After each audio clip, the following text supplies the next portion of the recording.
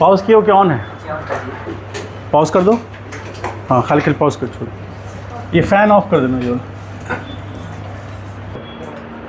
कहाँ थी 3 दिन? हाँ शादी में थी। अब हो गया सर, एक बार में आ गया।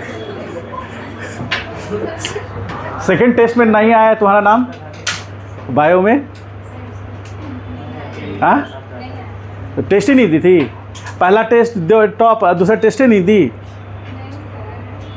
क्या करें सर, हम अपने आप समस्याओं से जूझ रहे हैं। ऐसा कुछ क्या है? जाओ क्या कहा जाए। आइए सेकेंड, कोई बता सकता है सेकेंड किसे कहते हैं? बताइए, अरे बताइए कोई।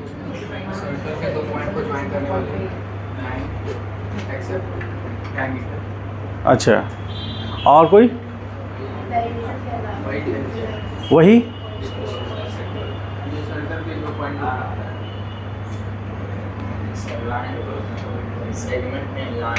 लाइन। लाइन और लाइन सेगमेंट में क्या डिफरेंस है? लाइन से लेंस से रहेगा एक तो लाइन में 2 एरो लगा जाएगा और जितना दूर जा सकता मतलब 2 एरो लगेगा और इन्फिनिट तक जा सकता है। लाइन सेगमेंट नहीं जा सकता है। अच्छा तो लाइन होगा वहाँ सेकेंड या लाइन सेगमेंट होगा? लाइन होगा। ठीक बैठो। और इधर सर्कल के 2 पॉइंट को, हमारे सर्कल नहीं है तब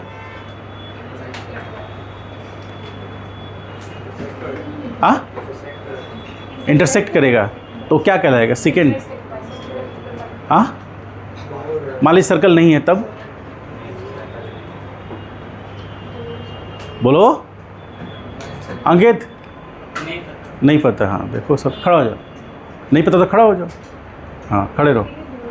और तुम इधर श्रीमान? सर्कल को इंटरसेक्ट करता है बस, और कुछ नहीं। तुम बताओ जो आयुष, एक और भी तुम्हारा भी आयुष नाम है ना? आयुष। अच्छा सर्कल नहीं हुआ तब नॉर्मल लाइन रहेगा।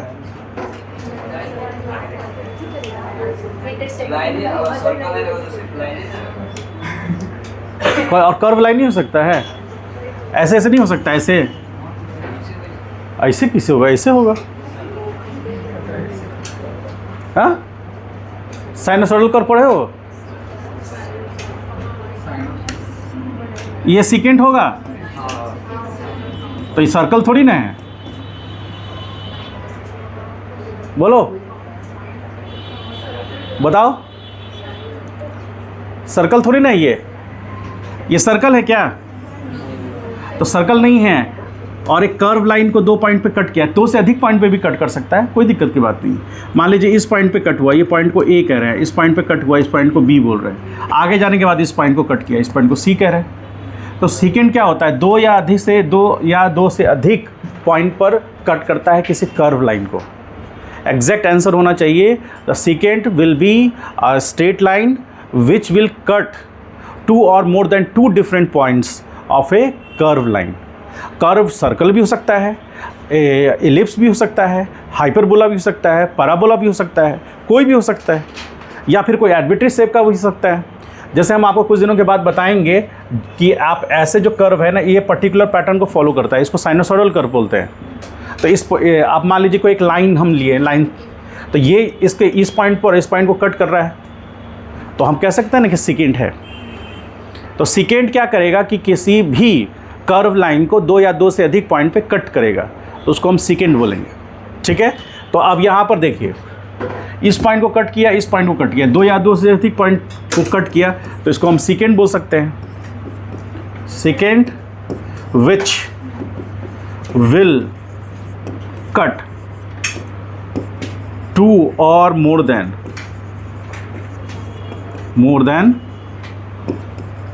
2 different points of a curve line। समझ पाए? और यदि हम बात करें टेंजेंट का, तो टेंजेंट क्या होगा?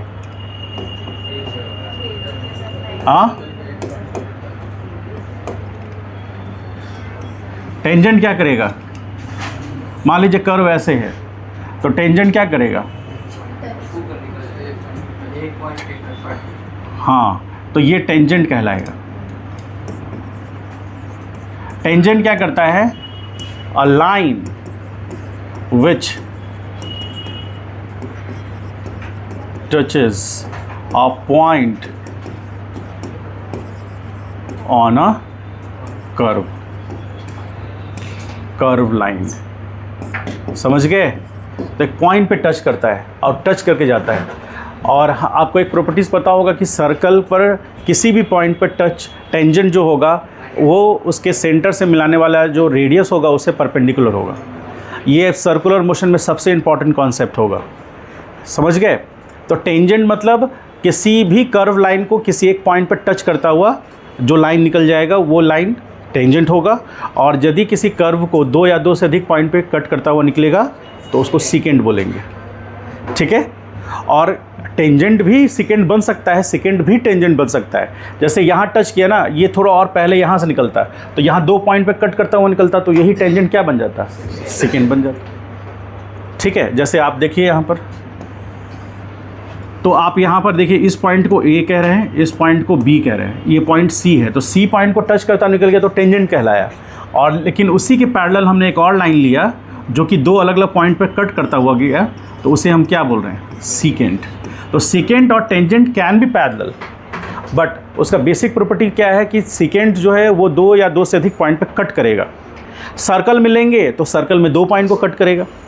तो जैसे सपोज एक सर्कल है, तो सर्कल में ये सेंटर पॉइंट हो गया, ये डायमीटर हो गया डी, ठीक, सेंटर पॉइंट ओ हो गया। अब मान लीजिए एक सीकेंट है, वो इस तरह से कट करता हुआ चला गया, तो यहाँ और यहाँ इस पॉइंट को कट किया, इस पॉइंट को पी और इस पॉइंट को क्यू कह रहे हैं, तो इसको हम सीकेंट बोल सकते हैं। ठीक है? और उसी के पैरेलल में एक लाइन मान लीजिए ऐसे गया, तो ये क्या कहलाएगा? टेंजेंट। ठीक है? अब इस सेंटर को इससे मिलाएंगे तो हमेशा टेंजेंट कितना एंगल बनाएगा? उसके रेडियस के साथ 90 डिग्री बनाएगा। हमेशा किसी भी पॉइंट पे आप टेंजेंट ड्रॉ कीजिए, वो टेंजेंट हमेशा सर्कल का जो रेडियस होगा उसके साथ उस पॉइंट पर 90 डिग्री एंगल बनाएगा। ये बहुत इंपॉर्टेंट प्रॉपर्टीज़ है जो सर्कुलर मोशन में हम लोग पढ़ेंगे। तो अब इसका हम लोग अभी जो हम लोग एवरेज रेट पढ़ रहे हैं या इंस्टेंटेनियस रेट पढ़ रहे हैं, उसमें क्या है उसका एप्लीकेशन? हमेशा पैरेलल क्यों होगा? कभी हो सकता है, कभी नहीं भी सकता है। दोनों अलग अलग आइडेंटिटी है, इन दोनों का कोई रिलेशन नहीं है। तो सीकेंट से परपेंडिकुलर हो सकता है रेडियस? सीकेंट से परपेंडिकुलर रेडियस हो सकता है, लेकिन वो रेडियस का लेंथ जो है ना छोटा, वो रेडियस तो होगा ही नहीं। वो जैसे जब भी आप ये कट करेगा, मान लीजिए यहाँ कट कर रहा है, तो यहाँ कट कर रहा है तो लाइन यहाँ से ले सकते हैं एक सर्कल का, लेकिन वो रेडियस थोड़ी ना होगा, वो तो रेडियस से छोटा हो जाएगा ना। क्योंकि सीकेंट, यदि सीकेंट यहाँ है तो सीकेंट है, यदि यहाँ से ऐसा टच करता हुआ चला गया तब तो वो सीकेंट नहीं है ना। देखिए टच करते हुए चला गया तब तो वो टेंजेंट बन गया, तब उसके अब वो यहाँ से ये उसका ये रेडियस कहलाएगा, ये थोड़ी ना रेडियस होगा, ये रेडियस नहीं होगा, ये आर नॉट कह देंगे इसको, या कोई और नाम दे देंगे जो रेडियस से छोटा होगा। समझ गए? ये आप लोग 9th-10th में पढ़ चुके हैं। ठीक है? सेकेंट और टेंजेंट भी पढ़ चुके हैं। अब हम लोग इसको यूज़ कहाँ करेंगे? तो हम लोग इंस्टेंटेनियस रेट और एवरेज रेट में इसको यूज़ करेंगे। कैसे करेंगे? ध्यान से देखिए। चलो जी बैठो तुम, उसको पीछे वाले को दिक्कत होगा। सुनो, एक चीज़ बताते हैं, किसी को सबको बोलते हैं, ये नहीं कहना है कि नहीं पता है, ठीक है? नहीं तो अगला बार बोले तो क्लास से बाहर कर देंगे। क्यों? क्योंकि 9th-10th नहीं पढ़े तो 11th कैसे आ गए, पास कर गए? 11th पास किए हो ना, 10th पास किए हो कि नहीं? तो 10th पास कैसे कर गए? वहाँ भी बोल रहे थे कि नहीं, वहाँ पे क्वेश्चन आया तो क्या लिखे? नहीं पता है। इसलिए ओवर स्मार्ट नहीं बनना है, जो कोशिश करना है बताने का। ओवर स्मार्ट बनिएगा, स्मार्ट बनिए ठीक है, ओवर स्मार्ट बनिएगा तो फिर मामला बिगड़ सकता है। पिताजी के सामने भी आके बोलेंगे, पिताजी बोलेंगे कि सर ये पढ़ाई नहीं कर रहा है, तो हम भी क्या बोलेंगे? नहीं पता है। समझ गए? आज बिना हमसे मिले हुए जाओगे नहीं। ठीक है? समझ गए ना? चलिए आइए अब हम लोग बात करते हैं ग्राफ का। ग्राफ ऑफ एवरेज रेट और एवरेज एंड इंस्टेंटेनियस रेट। सबको याद है कल का पढ़ाई? सबको याद है? सबने ठीक से पढ़ा है? और परसों का पढ़ाई और लास्ट मंडे का, आज थर्सडे हो गया ना, तो मंडे का पढ़ाई याद है? याद है मंडे को मैंने क्या कहा था? हाँ, किसी को याद है? अरे बोलो, नहीं याद है या याद है? मंडे का पढ़ाई, ट्यूसडे का पढ़ाई और वेडनेसडे का पढ़ाई तीनों यूज़ होगा अभी।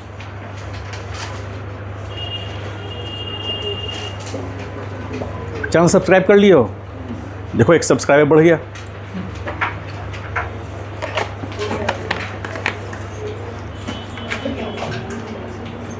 तो कॉपी लेके नहीं आए हो क्या जी?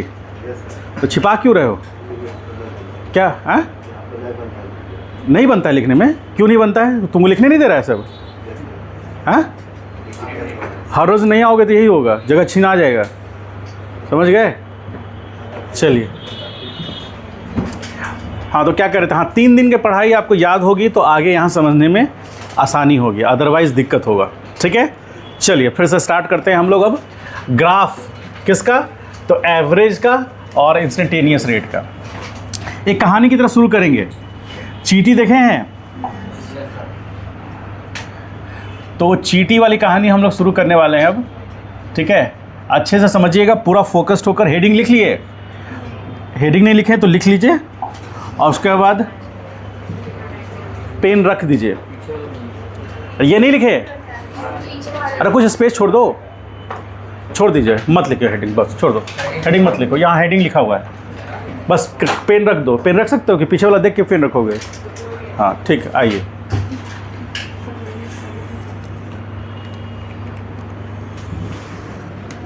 ये एक्स एक्सिस है और ये वाई एक्सिस है।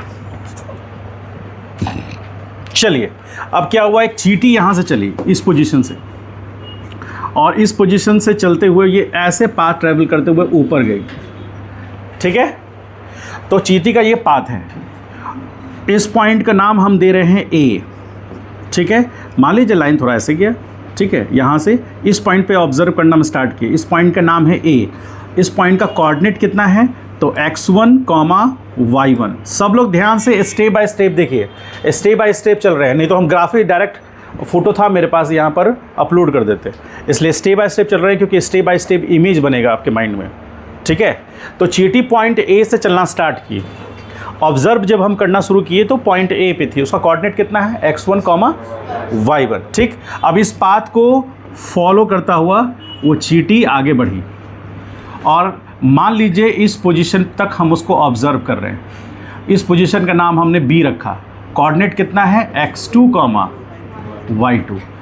चूँकि x के चेंज होने से y चेंज हो रहा है, तो हम कह सकते हैं ना कि यहाँ पर y is function of x, यानी कि x हमारा इंडिपेंडेंट वेरिएबल है और y डिपेंडेंट वेरिएबल है। ठीक है, तो इस पाथ को फॉलो करते हुए चींटी ए से बी गई।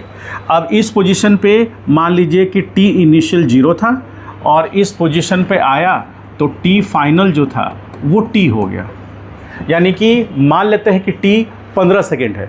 तो a से इस पाथ को ट्रैवल करके b पॉइंट पहुंचने में चींटी को कितना समय लगा? 15 सेकेंड। ठीक है, कभी कभी यहाँ पर इनिशियली t1 5 सेकेंड हो सकता है और वहाँ पर 20 सेकेंड, तो डेल्टा t कितना होगा?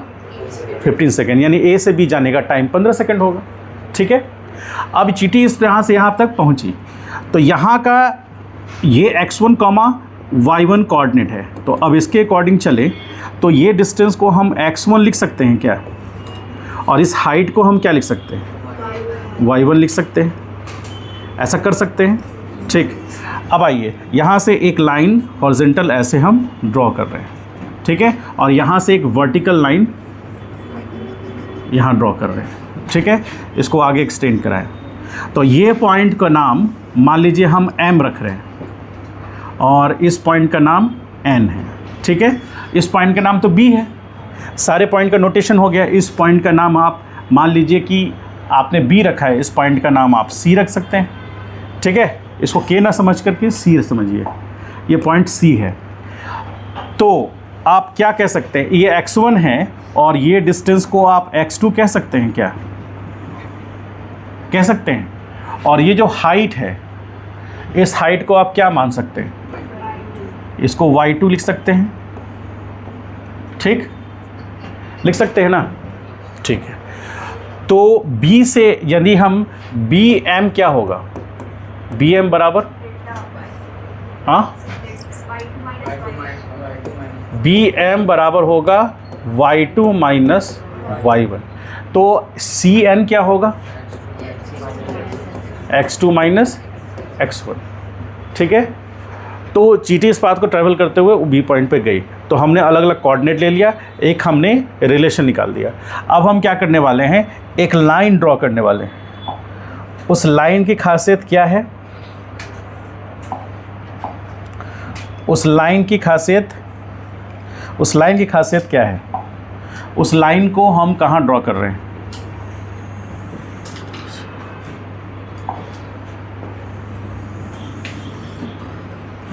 ये लाइन जो ब्लू कलर से मैंने ड्रॉ किया है, आपको स्ट्रेट दिख रहा है? हाँ, स्ट्रेट दिख रहा है? तो ये जो लाइन है, क्या इस लाइन का हम नाम सीकेंट रख सकते हैं क्या? हाँ, इसको हम लिख सकते हैं secant, which cut the curve line y is function of x, curve line at two different points,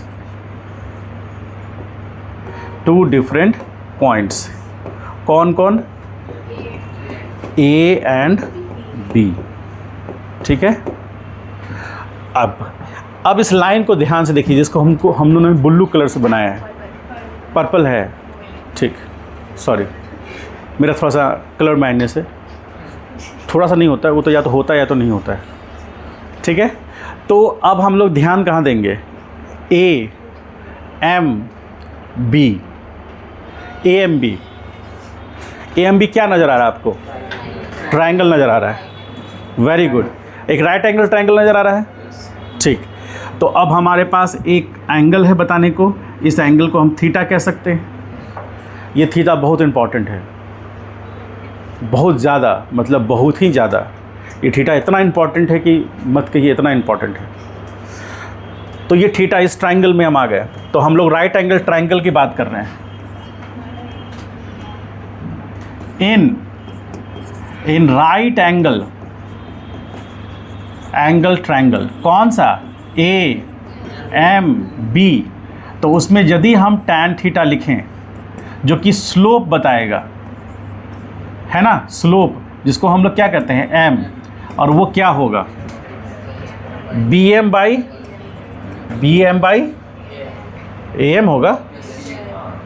am होगा ना, ठीक।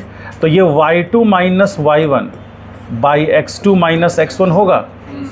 तो tan थीटा क्या हुआ, m बराबर डेल्टा y बाई x, यानी कि स्लोप ऑफ सीकेंट, कुछ बात समझ पे आई? यानी कि कोई कर्व लाइन होगा, तो यदि हम उस पर सीकेंट ड्रॉ करेंगे दो अलग अलग पॉइंट्स पर, तो उसका स्लोप एवरेज रेट देगा। समझ पाए इस बात को? तो इसको हम ऐसे लिख सकते हैं, tan theta is equal to delta y upon delta x, that is equal to y2 minus y1 by x2 minus x1, ठीक है। ये क्या है, slope of the curve line, ठीक है, ऑफ द कर्व लाइन।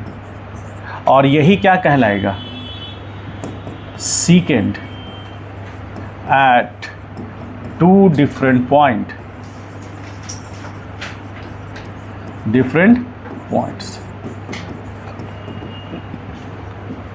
और यही होगा average rate for y is function of x। इस ग्राफ के लिए एवरेज रेट देगा वो। समझ पाए? ठीक, एवरेज रेट। अब हम लोग एक छोटा सा काम करना है, रिकॉर्डिंग हो रहा है ना? ठीक। अब एक छोटा सा काम करने वाले हैं, बहुत ही छोटा काम। काम कोई छोटा नहीं होता, लेकिन यहाँ छोटा काम है, ठीक है। अब क्या करेंगे कि ये जो AM है, AM को हम छोटा करेंगे, मतलब AM को A की तरफ ले जाएंगे और A को M की तरफ ले जाएंगे। तो A का वैल्यू शिफ्ट करेगा, मतलब A से X बढ़ेगा और M से X घटेगा, ठीक है। छोटा करेंगे तो चूंकि Y फंक्शन है किसका, X का, तो जब जब हम X में कुछ करेंगे Y में कुछ कुछ होगा, है ना। यदि हम X में कुछ वैल्यू डालेंगे तो Y पर असर पड़ेगा उसका। जैसे पुराने ज़माने में क्या होता था कि राक्षस का प्राण तोते में होता था, नहीं होता पुराने ज़माने में। फिल्म के देखे हैं कि नहीं देखे हैं? अच्छा, मान लीजिए कि एक कोई ऐसा फिल्म देखे होंगे जिसमें दो भाई जुड़वा है, जुड़वा फिल्म देखे हैं? उसमें एक ऐसे से करता था तो दूसरा भी ऐसे से होता था, ठीक है। तो मान लीजिए पहला भाई का नाम है राधे श्याम और दूसरे का भाई का नाम है श्याम राधे, ठीक है। एक का नाम है श्रीमान, एक का नाम है आर्यमन, ठीक है। तो जब हम श्रीमान को कुछ कर रहे हैं तो आर्यमन को कुछ कुछ हो रहा है।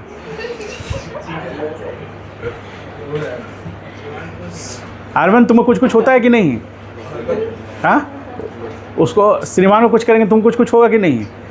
कर रहे हैं हम, वो उसको बिना कुछ किए भी होता है हाँ, समझ गए? तो x इज मतलब y is function of x, यानी कि x में कोई वैल्यू चेंज करेंगे तो y चेंज होगा, ठीक। तो जब हम इसको शिफ्ट करेंगे तो अब हमारे पास सिचुएशन क्या आ गया, ये वैल्यू और ये वैल्यू।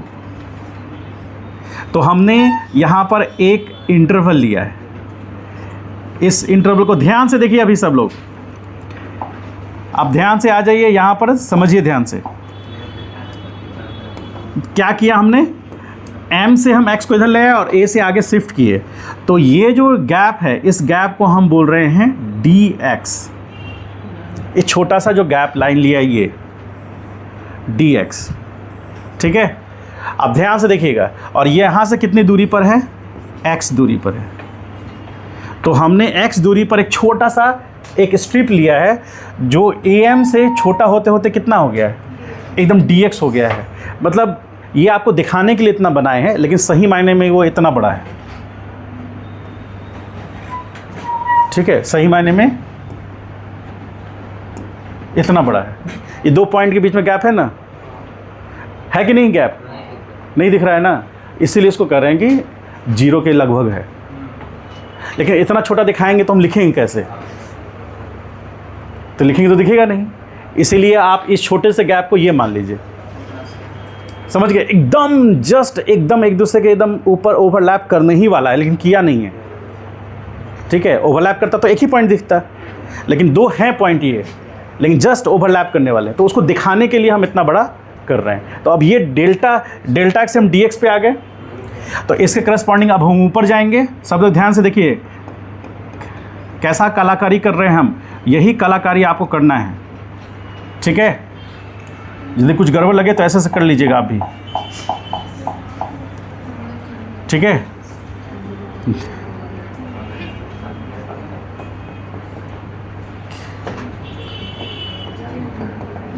ठीक है, हमने क्या किया, डेल्टा x को शिफ्ट कर दिया, तो उसके करस्पॉन्डिंग यदि हमने x में कुछ किया है तो y में भी कुछ होगा ना।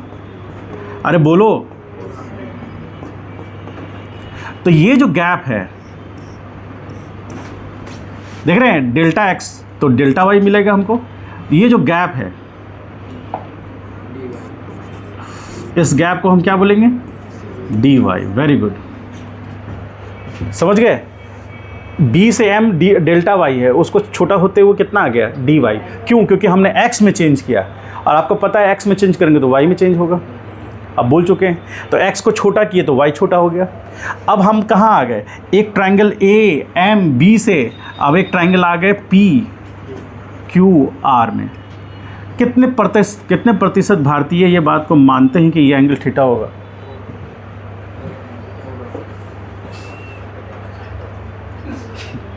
तो बहस क्यों रहा है जी? क्या बोल रहे हो जी? हमको ही सुना, हम भी हंसेंगे। तुम आगे कर देंगे, सिर्फ पीछे वाला नहीं हंसेगा, आगे वाला भी हंसना चाहिए। ये समझ पाए? समझ पाए या फिर ऊपर से निकल गया? ये अब ये समय जो है ना, आराम से स्थिर ठहर करके बैठ के सोचने वाली चीज़ है कि क्या क्या किया मास्टर। पहले हम कहाँ थे? AMB ट्रायंगल में थे, तो वहाँ से हमको एवरेज रेट मिला, लेकिन हमने डेल्टा एक्स को यानी कि A और M की दूरी को कम करते चले गए। तो कम करते चले तो हम यहाँ से किस पे आ गए? इस छोटे से इंटरवल पे आ गए। तो आप इसको थोड़ी देर के लिए मान लीजिए कि ये A डैश है और ये M डैश है, ठीक? तो A से चलकर A डैश पे पहुँचे और M से चल कर के M डैश पे पहुँचे। दोनों एक ही पॉइंट नहीं लिए, दोनों को एक ही पॉइंट लेना भी नहीं है, नहीं तो रिजल्ट 0 आ जाएगा, अनडिफाइंड हो जाएगा। तो वो काम करना नहीं है। A और M के बीच में दूरी नहीं के बराबर है, लेकिन है, ठीक है, निग्लिजिबल है लेकिन है। तो उसको दिखाने के लिए हम इतना बड़ा बनाए हैं। तो अब इसके करस्पॉन्डिंग चले तो हमको y में भी तो छोटा चेंज दिखेगा, तो वो y ये हो गया। अब इस पॉइंट को हम क्या नाम दे सकते हैं? इस पॉइंट को B डैश और इसको M डैश दे सकते हैं, बोलो, ठीक। तो अब ये छोटा सा जो ट्रायंगल है, कौन सा ट्रायंगल? यही बनाते हैं ट्रायंगल, कौन सा? PQR।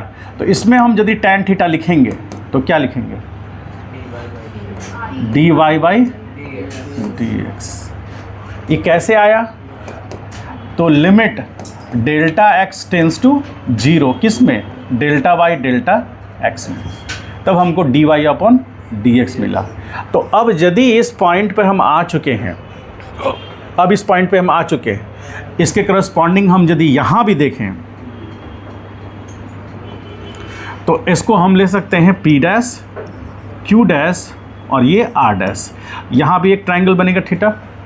तो अब यहाँ पर जो ट्रायंगल, जो ये थीटा बन रहा है, अब यहाँ पर इस पॉइंट पर यदि हम ऐसे कर दें, कलर चेंज करना होगा मुझे,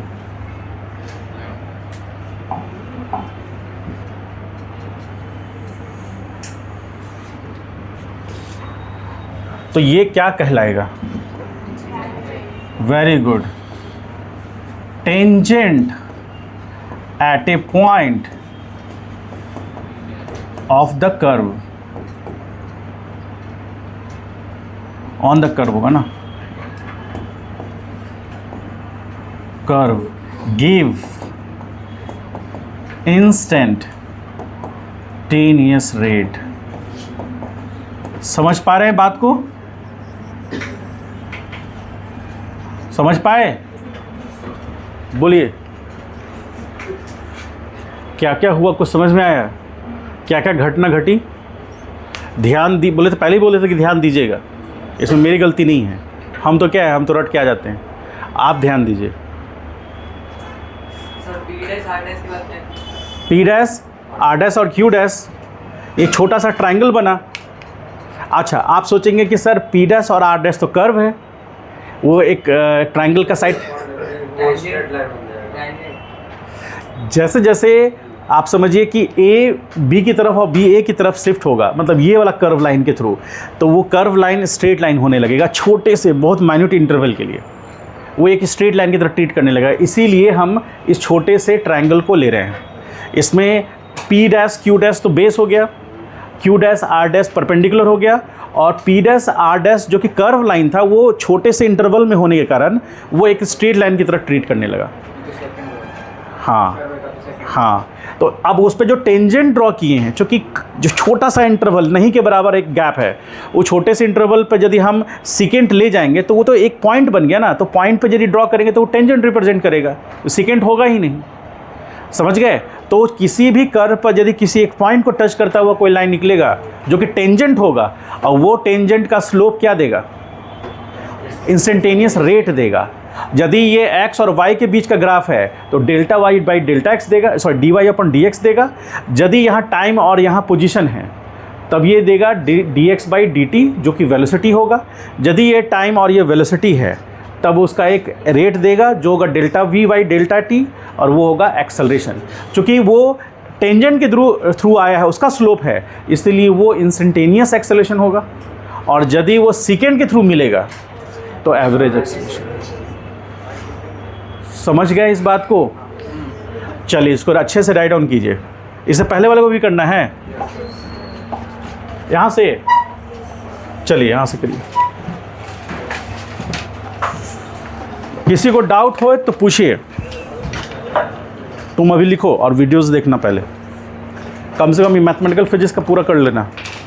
तो ये तो डिफरेंशिएशन हो गया डिवाइड। हाँ वही तो, उसको ग्राफ से दिखा दिए, ग्राफ से आपको समझ में आ जाएगा। अब टेन थीटा देखिए ध्यान से, टेन थीटा बराबर डेल्टा एक्स है। आप समझना क्या है कि यहाँ पर ध्यान से देखिए, tan theta is equal to delta Y upon delta x. आपको पता है क्यों? क्योंकि वाई किसका फंक्शन है? एक्स का। ऐसा ही कर्व देखे थे। यदि मान लेते हैं लेट थोड़ी देर के लिए, समझिए क्वेश्चंस कैसे पूछे जाएंगे। तो यदि X is function of X होता, sorry X is function of Y होता, मान लीजिए इस तरह से, let X is function of Y, मान लीजिए वाई होता, तो हम यहाँ पर delta X by delta Y कर रहे होते। समझ गए?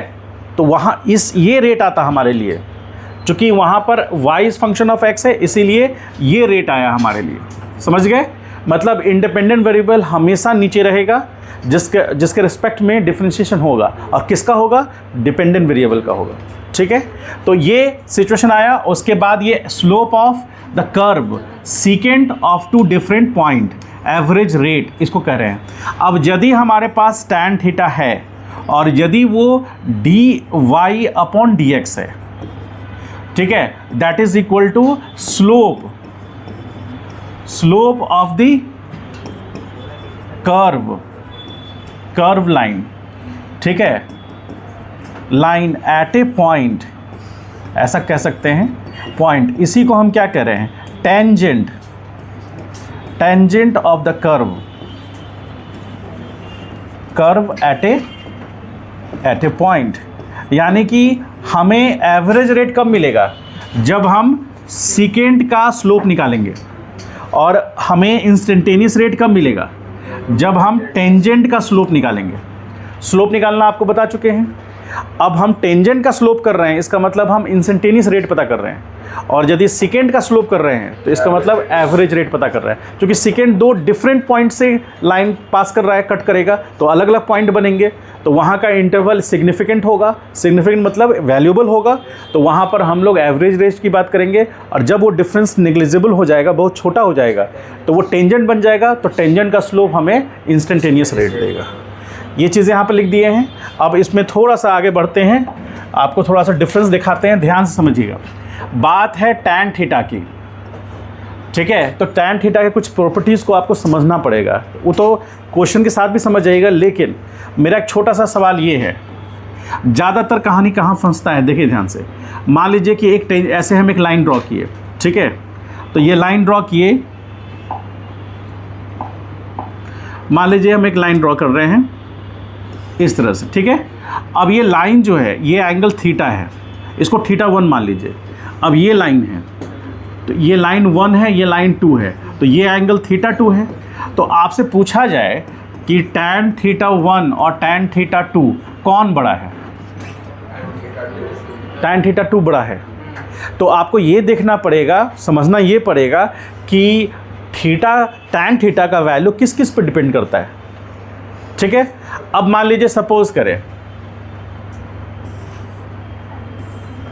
ये 3 नंबर लाइन है, ये 4 नंबर है, ये एंगल को हम थीटा 3 बोल रहे हैं और ये एंगल को थीटा 4। अब हमको बताइए टैन थीटा 3 और टैन थीटा 4 में कौन बड़ा है? टैन थीटा 3 बड़ा है। क्यों? तो एंटी क्लॉकवाइज आ रहा है, तो टैन थीटा 3 बड़ा है।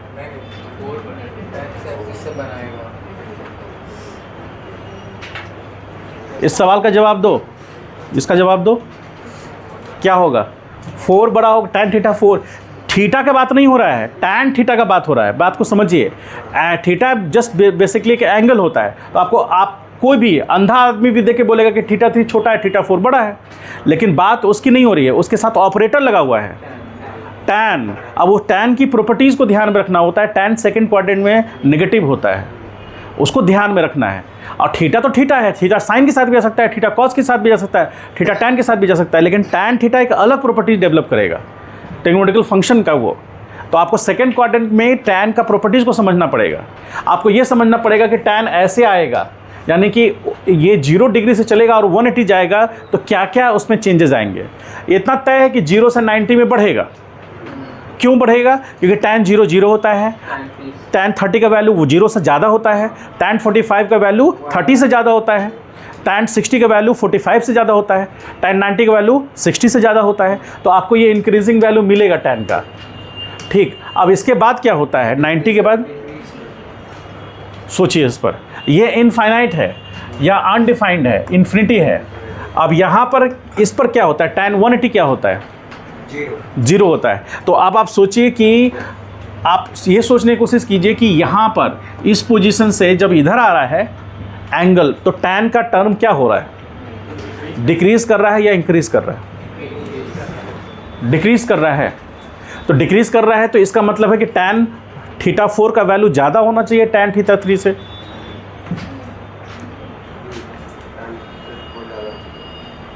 होना चाहिए ना। इसका मतलब है कि आप ये एंगल को ले रहे हैं, मान लीजिए कि अल्फ़ा 4 ले रहे हैं और इस एंगल को ले रहे हैं, ये है अल्फ़ा 3। उस पॉइंट ऑफ व्यू से कौन ज़्यादा होगा?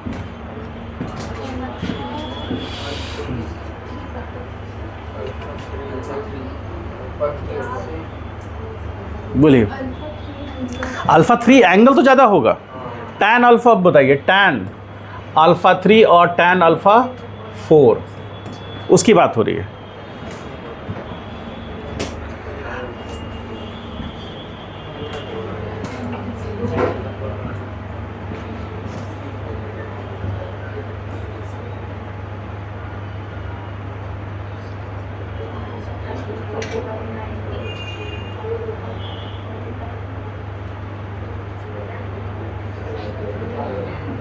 बोलिए। 90 पर इनफाइनाइट हो गया और उसके बाद मान लीजिए कि 100, हाँ, थर्ड क्वाड्रेंट में पॉजिटिव हो जाएगा।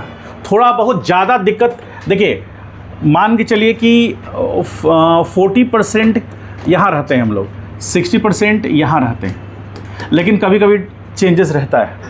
ठीक है, तो यहाँ 50% भी हो सकता है, इधर 50%। क्वेश्चंस में अब देखिए क्या कहना चाह रहा है क्वेश्चन, इसी से रिलेटेड क्वेश्चन है, देखिए ध्यान से। अभी हम लोग सीकेंड से रिलेटेड यानी कि एवरेज रेट की बात कर रहे हैं। ठीक, ये y हो गया और ये x हो गया। लाइन सेगमेंट कैसा है? ऐसा कुछ है, पहले भी हम लोग देख चुके हैं। अब देखिए यहाँ पर इस पॉइंट को A कह रहे हैं और इस पॉइंट को B कह रहे हैं और यहाँ पर पॉइंट है C कह रहे हैं। ठीक है, तो अब यहाँ पर इसको ऐसे समझिए, ऐसे गया। ठीक है, तो आपको एंगल लेना है, तो आप या तो यहाँ भी एंगल ऐसे ले सकते हैं। ये क्या है? Theta A B. कौन है, क्या है ये? समझ रहे हैं सब लोग, ध्यान से देख रहे हैं? Theta A B. और एक टेंजेंट हम ऐसे ड्रॉ कर दिए, टेंजेंट नहीं सीकेंट। ठीक है, तो ऐसे ड्रॉ किए तो यहाँ पर एक एंगल बना सकते हैं, ये होगा थीटा ए सी। पूरी दुनिया जानती है कि थीटा ए बी बड़ा है या थीटा ए सी? बोलिए। थीटा ए बी बड़ा है, तो theta A B is greater than theta A C. अब टैन की बात करेंगे तो tan theta A B is greater than tan theta A C. इसका मतलब delta Y upon delta X किसका? ए से बी का is greater than delta Y upon delta X A से सी का। यानी कि स्लोप ऑफ सीकेंड कहाँ से कहाँ? A to B is greater than slope of secant कहाँ से? ए टू, यानी कि स्लोप किसका ज़्यादा है? इसका मतलब एवरेज रेट इन बिटवीन किसके? A to C is greater than average rate in between A to C, sorry A to B, यहाँ B होगा।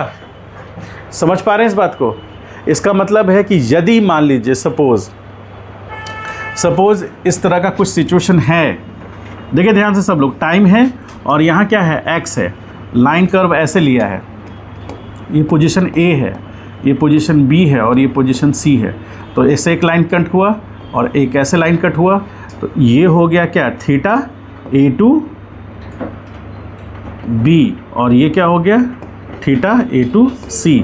तो आप कह सकते हैं कि एवरेज वेलोसिटी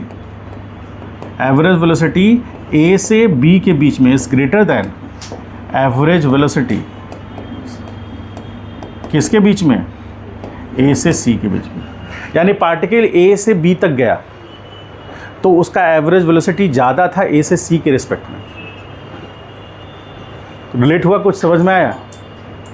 कुछ समझ पाए? तो फर्स्ट कोऑर्डिनेट है तो कोई दिक्कत नहीं, फिर आगे बढ़ेगा तो दिक्कत आएगी, ठीक है। और आगे बढ़ेंगे तो क्या लिख सकते हैं? ये क्लियर है? ये समझ पाए हैं आप लोग? बताइए, कोई डाउट है तो पूछिए। पहले हम लोग बेसिक मैथमेटिक्स में थे, उसको हमने कनेक्ट किया है यहाँ पर किससे, फिजिक्स के मैकेनिक्स से कनेक्ट किया है। यही ग्राफ देख करके हमको ये चीज़ रीड करना पड़ेगा, हमको ये चीज़ डेवलप करना पड़ेगा धीरे धीरे इस तरह से। जैसे रिलेट कर रहे हैं ना हम लोग, आगे जाकर रिलेट करेंगे तो सिर्फ ग्राफ देख के बता सकते हैं कि A से B में एवरेज स्पीड ज़्यादा था A से C के रिस्पेक्ट में, ठीक है। उस तरह से हम लोग रिलेट कर पाएंगे। अब आगे बढ़ते हैं। जैसे मान लीजिए एक छोटा सा क्वेश्चन हम देते हैं आपसे, सपोज करें, अभी हल्का देते हैं फिर लेवल बढ़ा देंगे, ठीक है। ये पॉइंट क्या है, P, और ये पॉइंट है Q, ये पॉइंट है R। तो आपको बताना है ये टाइम है और ये क्या है, पोजीशन है, X है। आपसे पूछ रहा है कि फाइंड द रिलेशन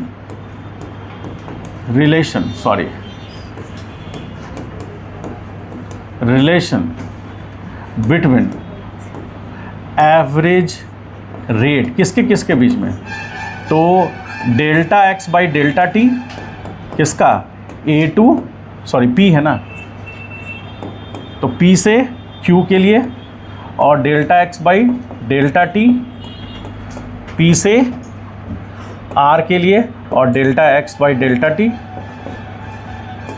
Q से R के लिए। तीनों में क्या रिलेशन होगा, velocity of PR is greater than the velocity of PQ. PQ से ज़्यादा होगा। अच्छा, QR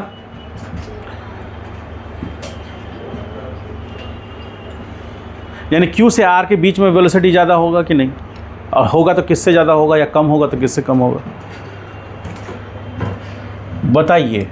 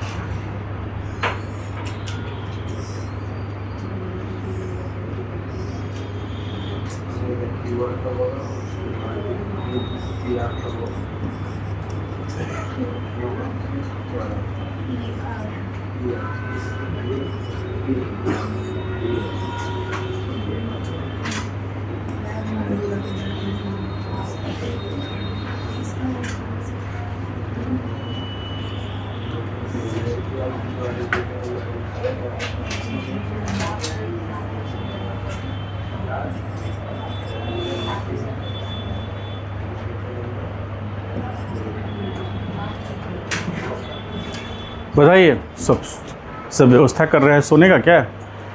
अब 1 घंटा और क्लास चलेगा।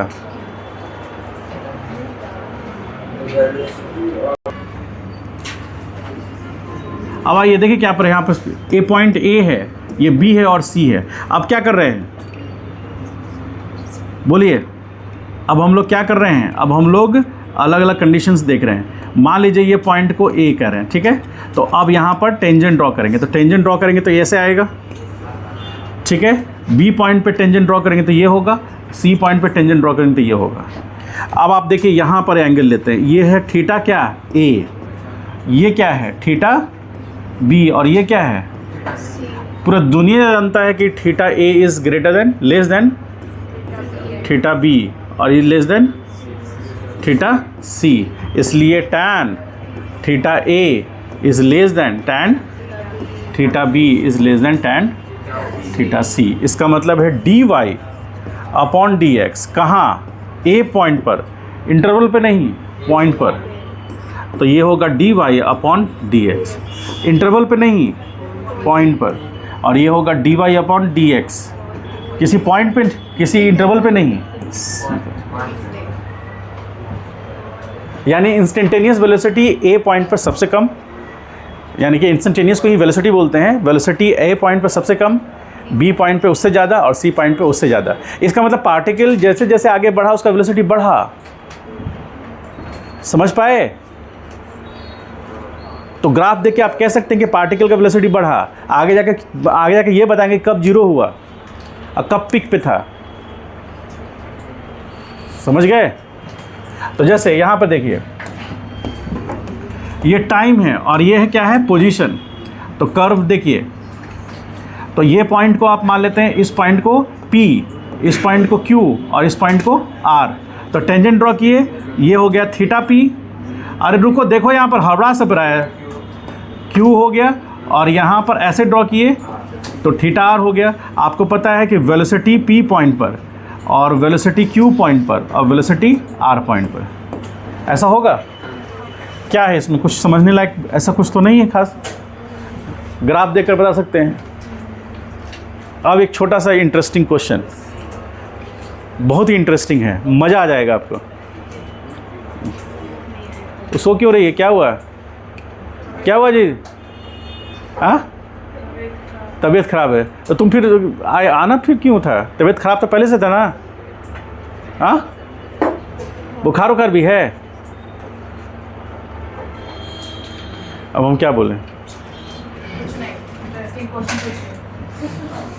बहुत ही इंटरेस्टिंग नहीं है। कटोरा देखे आप लोग? कटोरा श्रीमान बोल रहे हैं ना?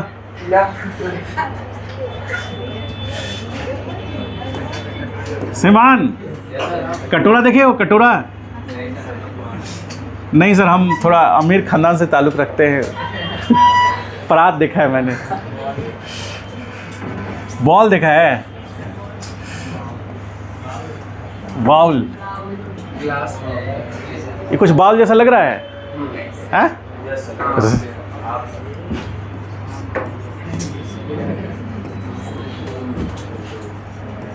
बताइए, ये है टाइम और ये है एक्स। बताइए velocity at point C, velocity at point B और वेलोसिटी एट पॉइंट ए का रिलेशन।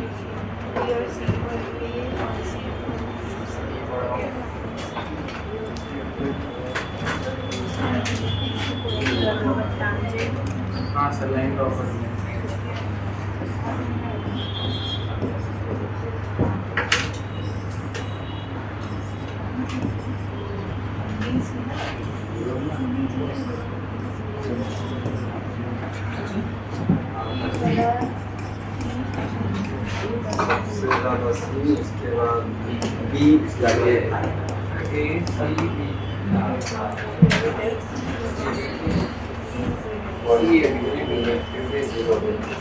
अभी हम करके दिखाएंगे इसका।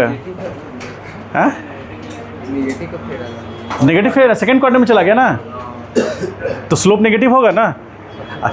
स्लोप नेगेटिव मतलब वेलोसिटी नेगेटिव, क्योंकि वेलोसिटी पोजीशन टाइम ग्राफ है। तो सी होगा, सी सबसे बड़ा, उससे बड़ा है,